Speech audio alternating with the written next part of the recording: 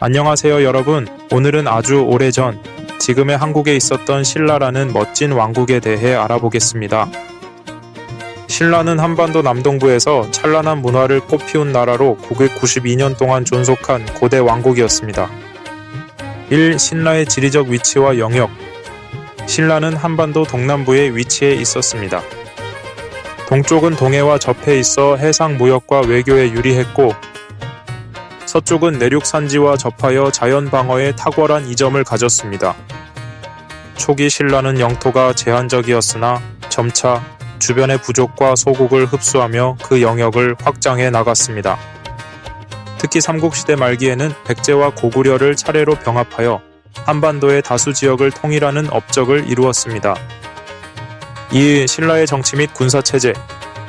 신라는 부족이나 귀족 중심의 정치체제에서 점차 왕을 중심으로 한 중앙집권 체제로 변모해 갔습니다.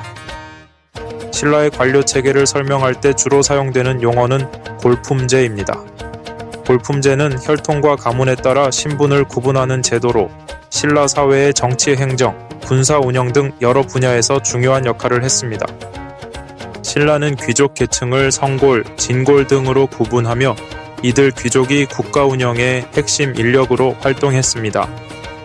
혈통과 가문에 기반한 이 제도는 왕위 계승과 관직 임용에 큰 영향을 미쳤습니다. 중앙집권 체제를 확립하기 위해 왕은 골품제를 통해 관리를 임명하고 정치와 군사 운영을 조직했습니다.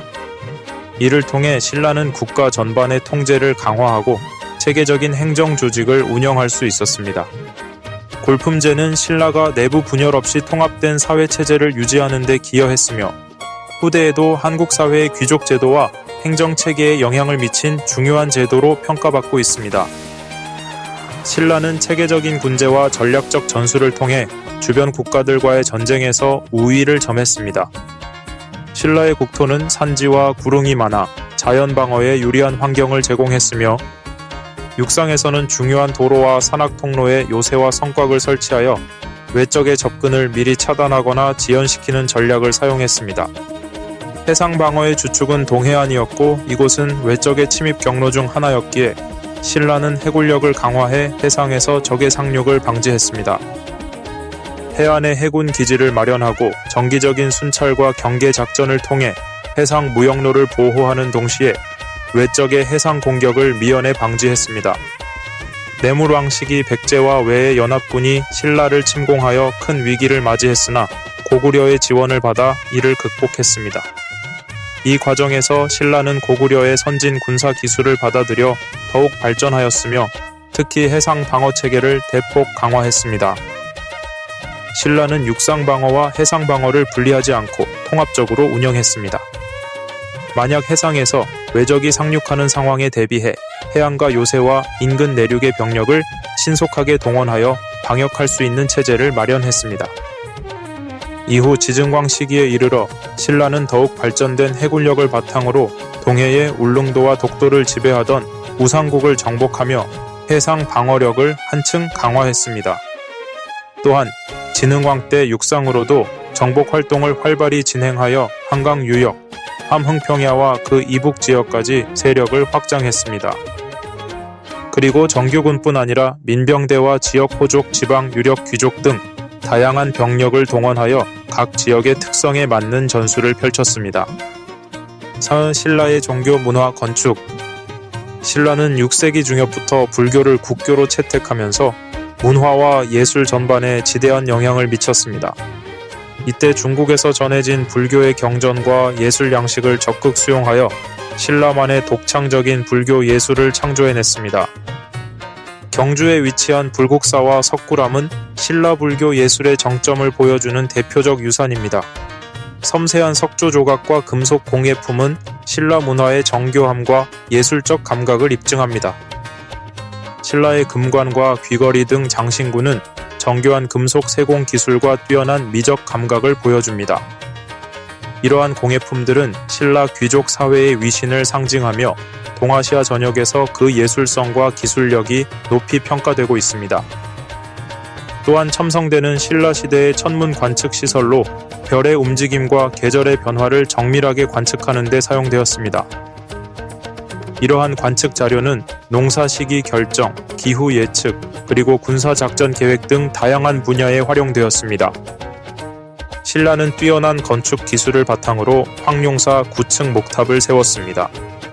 이는 선덕 여왕 때 자장율사의 건의로 건립된 높이 약 80m의 거대한 목탑으로 신라의 불교적 위상과 국가적 번영을 상징하는 동아시아 최대 규모의 목조 건축물이었습니다. 신라는 뛰어난 건축 기술을 바탕으로 황룡사 9층 목탑을 세웠습니다. 이는 선덕 여왕 때 자장율사의 건의로 건립된 높이 약 80m의 거대한 목탑으로 신라의 불교적 위상과 국가적 번영을 상징하는 동아시아 최대 규모의 목조 건축물이었습니다. 신라는 뛰어난 건축 기술을 바탕으로 황룡사 9층 목탑을 세웠습니다. 이는 선덕 여왕 때 자장율사의 건의로 건립된 높이 약 80m의 거대한 목탑으로 신라의 불교적 위상과 국가적 번영을 상징하는 동아시아 최대 규모의 목조 건축물이었습니다. 4. 신라의 통일과 역사적 의해. 7세기 후반, 신라는 백제와 고구려를 차례로 통합하며 사만을 통일하는 성과를 이루었습니다. 삼국시대의 한반도에는 고구려, 백제, 신라가 서로 경쟁하며 존재했으며 이들은 각각 독자적인 문화와 강력한 군사력을 보유하고 있었습니다. 고구려는 한반도 북부와 만주 지역을 차지하며 강력한 군사력을 바탕으로 중국과 전쟁을 벌였으며 광개토대왕 시기에는 영토를 크게 확장하였죠. 백제는 한반도 서남부에 위치한 해양 강국으로 중국, 일본과 활발한 교류를 통해 문화를 전파하며 예술과 건축에서 뛰어난 업적을 남겼습니다. 삼국이 통일되어야 했던 이유는 한반도의 장기적인 안정과 발전을 위해 필연적인 과정이었으며 신라의 통일은 단순한 정복 전쟁이 아니라 같은 뿌리를 가진 민족이 하나로 통합되는 과정이었습니다. 고구려, 백제, 신라는 모두 고대 한민족의 공통된 기원을 가진 나라들이었으며 언어와 문화, 종교적 신앙, 생활 방식에서 많은 공통점을 지니고 있었습니다. 고구려는 부여에서 갈라져 나온 지배층을 중심으로 성장했으며 백제 또한 부역의 왕족이 건국한 나라였죠. 신라는 지난 첸한이에 여러 부족이 연합하여 형성된 국가로 초기에는 사만의 문화적 전통을 강하게 유지하고 있었으나 점차 고구려와 백제의 선진 문물을 받아들였습니다. 이처럼 삼국은 기원과 문화에서 깊은 연관성을 지니고 있었다고 할 수 있죠.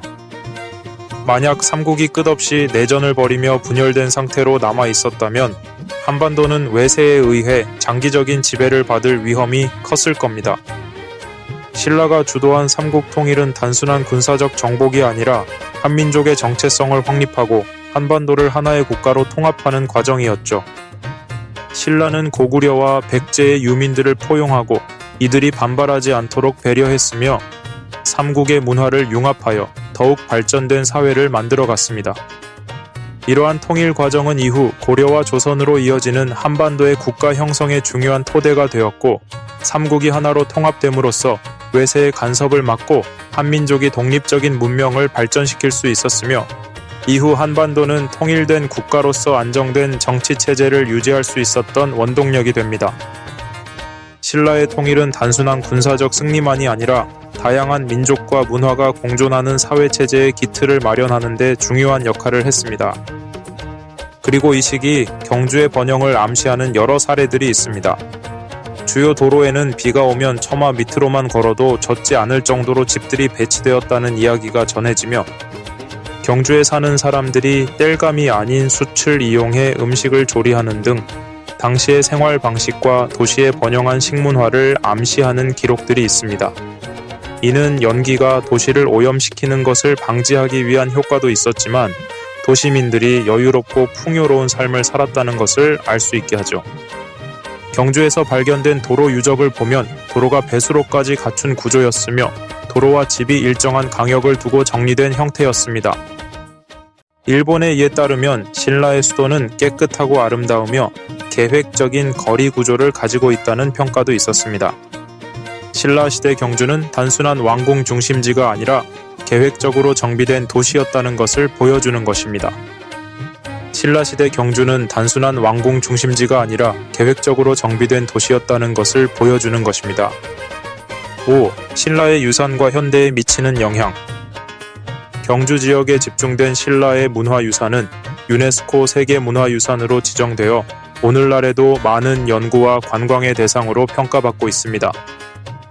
신라의 정치, 사회, 문화 시스템은 후대 한국 왕조와 동아시아의 국가 운영 방식에 큰 영향을 미쳤으며 현대 한국인의 정체성과 문화적 자긍심의 원천 중 하나로 남아 있습니다. 그리고 신라는 동아시아 역사에서 불교 예술과 건축, 과학 기술 등 다양한 분야에서 혁신적 기여를 한 국가로 평가받고 있습니다. 6. 결론. 오늘 살펴본 신라는 단순한 옛 왕국이 아니라 한반도와 동아시아 역사에 깊은 영향을 미친 중요한 국가이며 신라의 풍부한 문화와 예술적 유산은 오늘날에도 많은 교훈과 영감을 줍니다. 이상으로 신라에 대한 사실 위주의 상세 설명을 마치겠습니다. 이 영상이 신라의 역사와 문화를 이해하는 데 도움이 되길 바랍니다. 이 영상이 유익했다면 구독과 좋아요 부탁드립니다. 여러분의 관심과 응원이 앞으로 더 많은 콘텐츠를 만드는 큰 힘이 됩니다.